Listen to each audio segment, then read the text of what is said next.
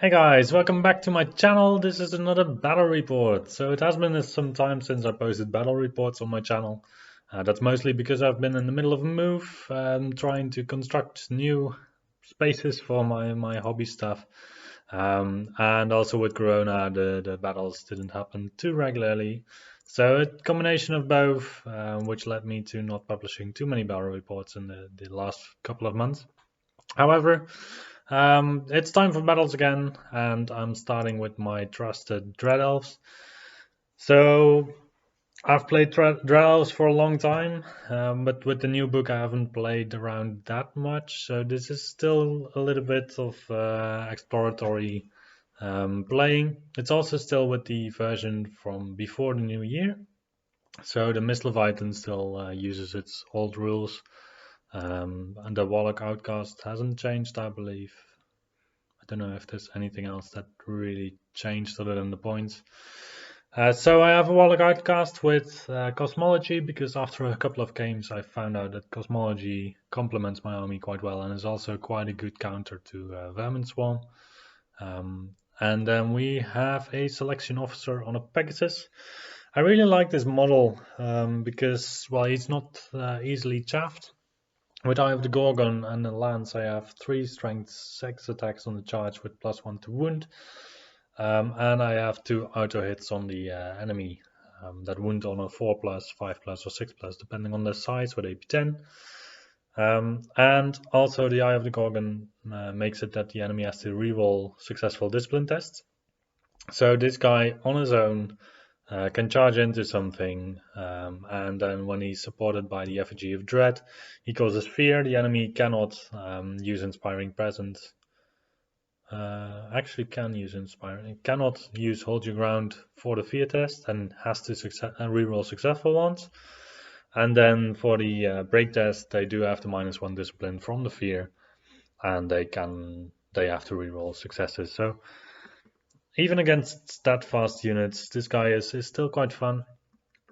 His damage output is quite nice, and in the end, he has a 2-up armor save with heavy armor, shield, basalt infusion, and the Pegasus.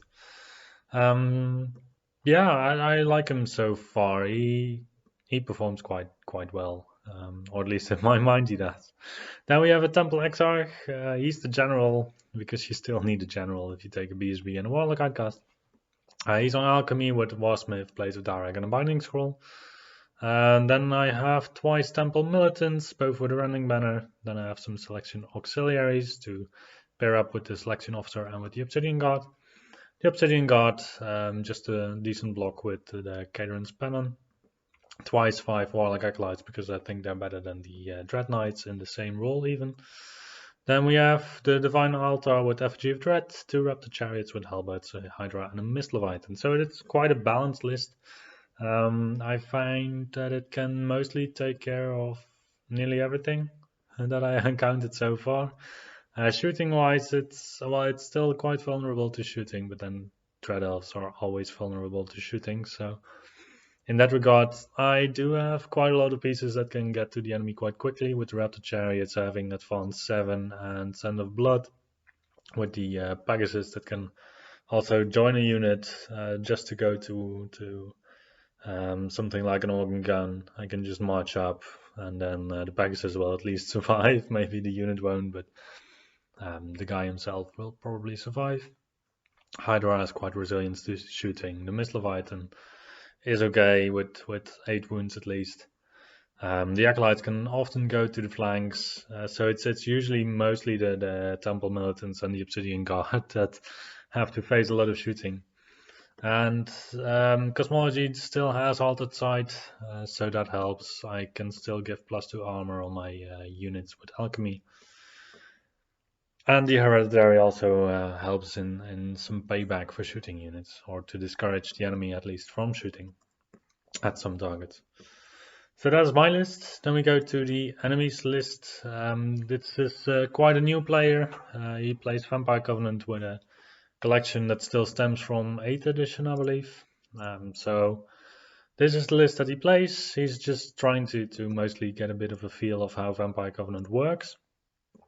So it might not be a fully optimized tournament list, but I think it's a really decent list to get a bit of a grasp of how different things in the game work and what direction he wants to go next. He has a Necromancer Army General on evocation, which is quite normal. This guy has, it says the Talisman of Shielding. This got swapped out still for the Talisman of the Void, so he goes to channel 3 actually on this guy. Vampire Courtier with Eternal Duelist on a Monstrous Revenant, that's quite good. Vampire Courtier, Battlestand Bearer, Howler of the Wolf to move up the barricade a bit more quick. And then a Vampire Courtier with Unbreakable Will and True Thirst in the Baronites to make them a really good grinding unit. And then we have Skeletons, we have Barricade, we have Baronites, 2 times Phantom Hosts and 2 Varkulaks. So with that we can look at some army pictures. So this is a picture for the Dread Elves, and here we have a picture for the Vampire Covenant. So then let's get into the game. We were playing King of the Hill and Marching Columns. I realized that the lighting situation in this battle report is a bit of an issue from time to time. I'm still planning to get some proper lighting in the room that we're playing now. But also the webcam apparently has some trouble with the low light conditions. So you could see the pictures before with the phone that were shot of the armies, and then the mat is clearly a bright green. And then on the webcam, I think it just has a bit of struggles with the light. This is going to be fixed in the future anyway. We were playing Marching Columns King of the Hill, so for the King of the Hill I chose the ruins on the top right, so my opponent has to get a scoring unit there. My opponent chose the hill on the middle left, so I have to get a scoring unit there. Going into this game I am rather confident because Dread Elves is a combat focused army and has a weakness to ranged attacks. Vampire Covenant doesn't have a lot of ranged attacks, so on that premise it should be quite okay for me. I'm not saying that 9th Age is really rock, paper, scissors in the terms of having an army against another army and being able to predict the outcome of the game already. However, I was quite confident about this matchup, particularly.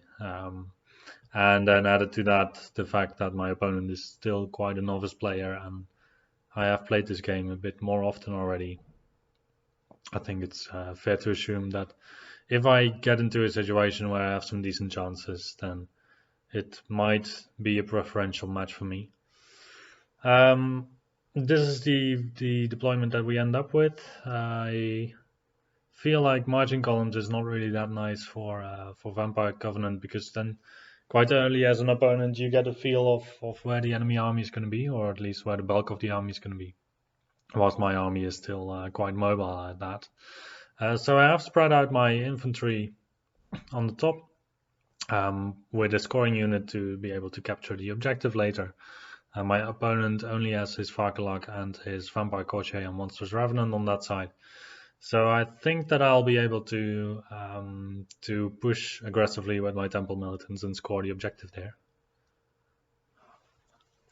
Yeah, and otherwise on my left flank, so on the right flank in the picture, my opponent has a Varkulak that threatens my lines, or at least the middle bit of my lines.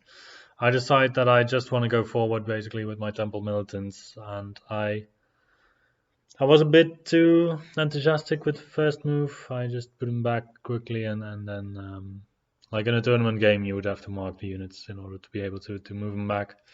But in a friendly game you can just talk about it, and then it's normally fine. So the Temple Militants, they march forward through the ruins, they lose a couple of models, but I think I'm in a decent position there. This is the unit with the Temple Exarch with Warsmith, and they also have a Rending Banner, so because of that I'm actually quite confident to push them up over the terrain. And then, yeah, I mean, my opponent can charge in with his Baronites into my Temple Militants, but if he does so, he's going to face more or less 28 attacks, 27 attacks, I think, that are going to hit on a 2-up with Battle Focus, so that should be normally about 27 hits. I have +1 to win in the first round of combat, so he's going to get 13 wounds. He's going to have to reroll a successful armor save, so I'm going to end up with something like 6 to 7 wounds on the Baronites before they get to strike. So putting this Warsmith upgrade on the Temple Exarch in the unit, I think it's a really good upgrade, because then suddenly the armor matchups are not that scary anymore. Whilst the Divination upgrade, it gives you -1 to be hit with your Temple Militants. And sure, that is also a nice upgrade. However, I prefer damage output rather than defense, especially in an army like Dread Elves. Yeah, so for the rest of the advance, I have the Acolytes that march up aggressively on the right. I have the Acolytes on the left that try to zone out my opponent's Varkalak so that he cannot go over my flanks. The Hydra also supports that. Then we have the Obsidian Guard, who just do a full frontal assault basically. And I was expecting one of my opponent's units, either the Barrow Knights or the Barrow Guard, to be able to charge in. Because the Barrow Guard, they needed 10 for their charge, and the Barrow Knights, I believe they need something like a 6, so that is more or less a guaranteed charge. However, the chances that both of them will make it at the same time are quite slim. Even if they would make it at the same time, there is still a chance that I would be able to hold that charge, because in the first round of combat I'm going to deal quite a lot of damage with these with the Obsidian Guard, I expect at least. Yeah, so my opponent's turn, I think he was a bit too eager here, in my opinion, to charge in with the Baronites on the Obsidian Guard. However, this block of Obsidian Guard is also quite a big challenge for my opponent in this matchup. I think ideally he should have gone for a flank charge with one or two of the Varkalaks in a later turn. However, just charging in the Baronites, if the Barrow Guard would have come with them and made it, then he would have had an answer to my Obsidian Guard. But now I can just focus on this unit and then later focus on the other unit, basically. So I would say that at this point, this is quite a good development for me, with the Baronites being engaged with my Obsidian Guard. Otherwise, he can move his Monstrous Revenant up in a position where I'm not too happy about it, so he moves him up so he can see the flank of my chariot, my Raptor chariot, and my Hydra can also not see it. So I don't have anything that actually threatens there, which is a bit of a mistake on my part. Because I would have preferred for me to be able to zone out his Monstrous Revenant rather than having a Monstrous Revenant in the middle of my lines. In that regard, Dread Elves is also funny nowadays, because I could have had a Repeater Basari. However, if that would have scared the character off, I would have had 8 shots that hit normally on 3+. If I have to move, it's going to be 4+. So that's like 4 to 6 hits, and then 4+ to wound is 2 to 3 wounds with AP2. So that could be a wound, maybe 2. If it's 1 wound, then I guess my opponent wouldn't even really care that much. So within Dread Elves, also with the recent change of the Hunting Chariot, losing its 1 shot with, I believe it's AP2 or 3, with D3 wounds, that has some damage potential. I am not convinced, however. But for the people that have watched my videos a bit more often, they probably already know that I'm not a fan of Hunting Chariots. But that could have been an answer to having this in your lines. I should have just played differently so that my opponent couldn't do this. Yeah, then we go to the combat with the Barrow Knights. So my Obsidian Guard, they do quite a lot of work, killing I believe 6 of them, but my opponent also kills 6 of mine. My opponent has a charge and a banner. I have a rank and a banner, so it is a draw. But the 2/3 of my opponent heals back 1 of the Barrow Knights. Because the Vampire Courtier, he didn't really do that well. So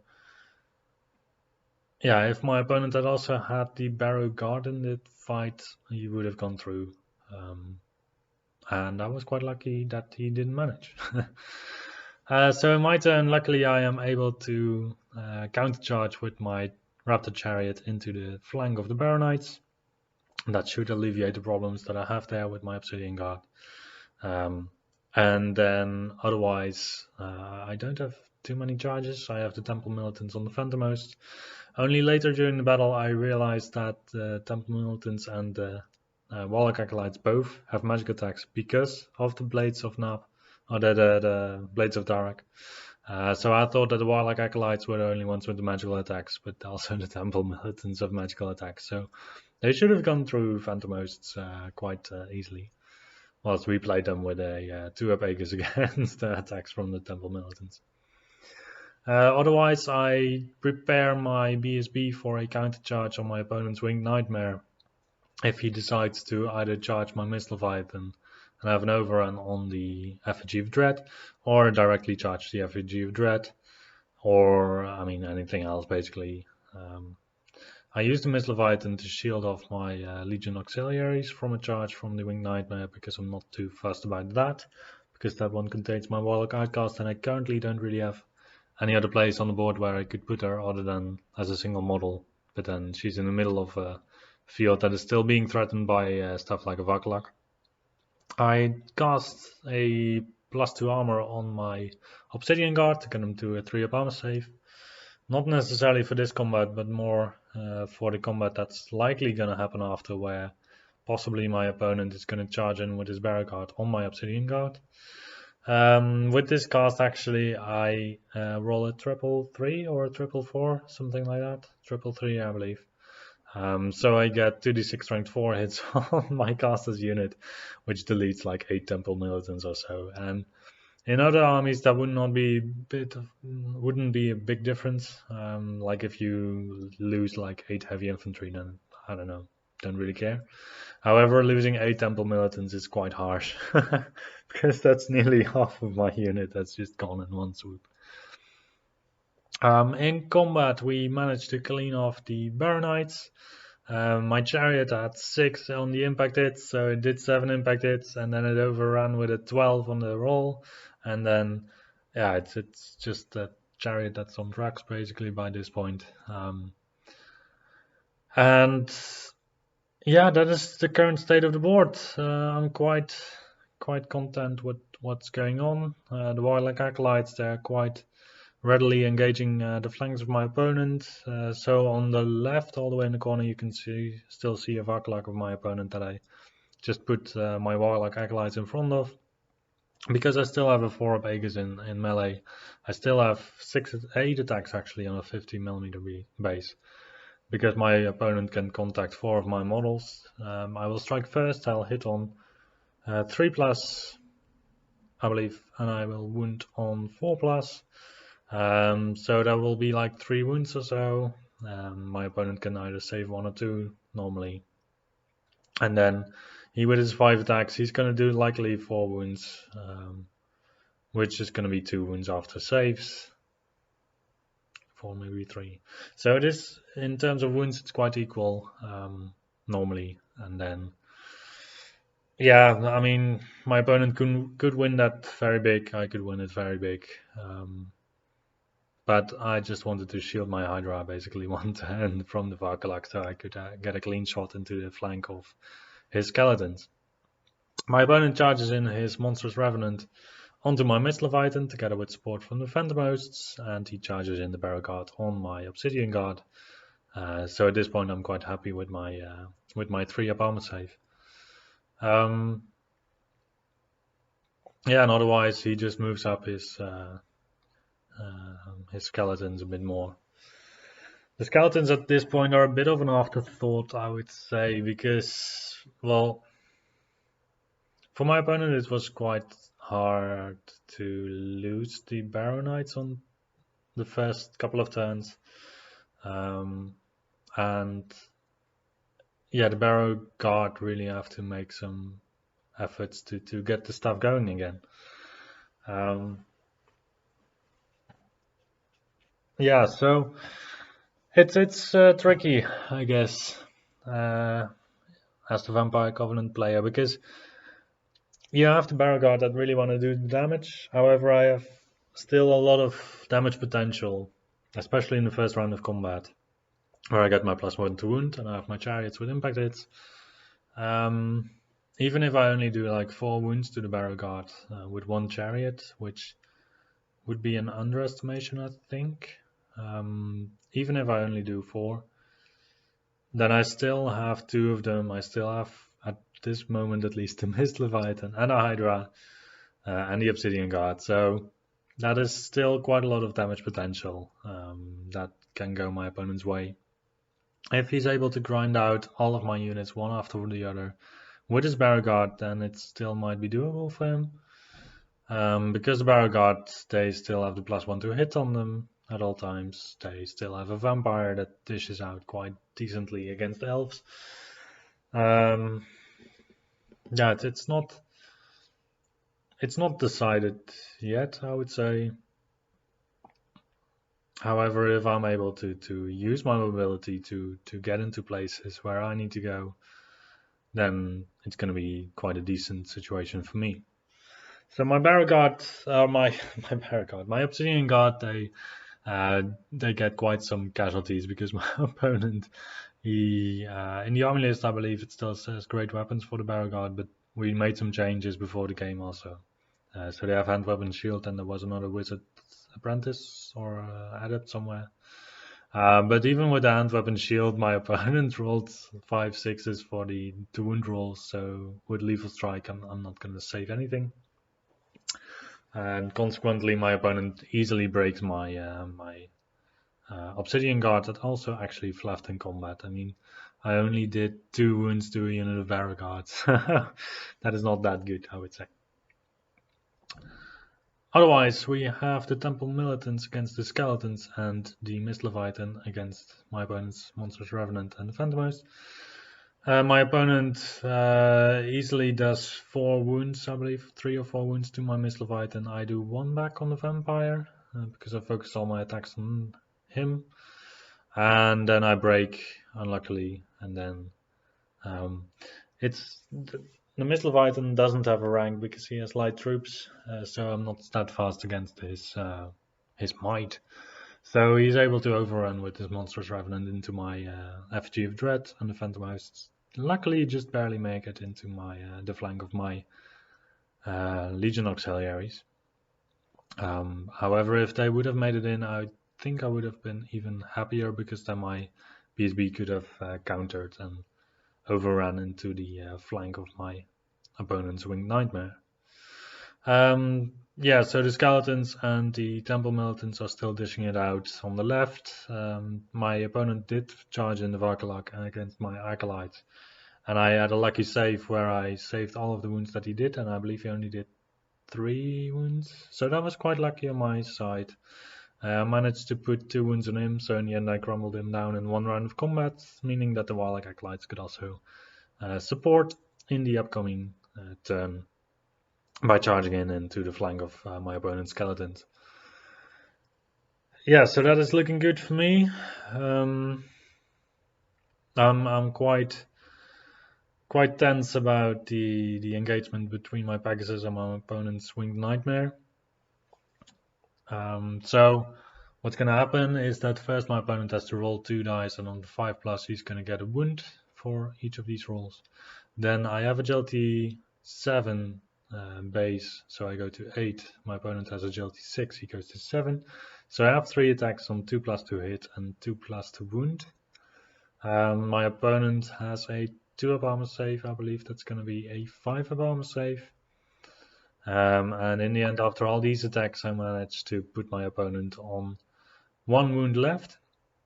And then his Vampire can strike. His Vampire is also charging, and he attacks my Pegasus because he actually asked for a duel, and I cannot refuse in this situation, basically. So we are in a duel, and he's striking at my Pegasus. He does 2 wounds on my Pegasus with his strength 7 attack, so I barely have any armor left, basically. I trigger my Hereditary, which I cast in the previous turn. However, with my 2d3 plus 2 hits, I do, I believe, 1 or 2 wounds. But I don't manage to kill my opponent's Winged Nightmare. And then he kills him off with the Nightmare, and I don't manage to kill him again with more hits from my Hereditary. So that was quite a lucky Winged Nightmare. Yeah, otherwise The Winged Nightmare is now still engaged with the Effigy of Dread, and it being unbreakable, I'm quite comfortable with that basically, because he still has 5 wounds on the Effigy to chew through, I believe. Because I don't know how he cast Pentagram of Pain at some point, and then I got a wound on my Effigy of Dread. But still, 5 wounds against 1 wound on the Vampire on the Revenant. I think I'm gonna pull through there. This battle to the skeletons on the left, the Hydra and the Acolytes and the Militants together, they easily chew through all of the skeletons in one turn. At this point I can reform, so I try to reform them such that they can all do something next turn, so the Militants could charge the skeletons that are in the bottom. The Acolytes can charge, hopefully, the Phantom Host in the next turn, because they cannot march at that situation. And the Hydra can maybe also get into something. My opponent's Barrow Guard in his turn charged my Obsidian Guard. I decide to flee to draw out my opponent's Barrow Guard away from the main fighting in the board. Because I could still do like 10 attacks at him, but that doesn't really affect the severity of how big my opponent's unit is actually, and how big my unit is in contrast. My opponent charges in a Varkalak that he charged in earlier on the chariot, and then the Varkalak happily went through the chariot, but yeah, he got some wounds. My Temple Exarch is on the corner of the unit, so I will have 4 attacks with Battle Focus with Strength 4 with +1 to wound before he can strike, and also still 2 attacks from a Temple Militant that is behind. So I wasn't really too uncomfortable in that situation, because either he focuses all of his attacks on my character, or he focuses on the unit. If he focuses on the unit, he has to do, I believe, 6 wounds, and then I'll still have 5 models left, so I'll still be steadfast. If he focuses on the character, I have a 4-up Aegis, and I have defensive 5 or 6, 5 at least. So he's going to hit me on 4+, and then the first round he might still be able to get a lot of hits in. However, I do have a 4-up Aegis in combat, so I hope that I will at least survive for a round, and then in the next round I hope to just strike him down through a combination of casting some spells on myself to increase my strength, and hitting fast because of higher agility. My opponent charges in with skeletons on my Legion Auxiliaries. I had a turn of shooting before where I only killed 3 of them. I had a standard shoot where I only killed 3 of them.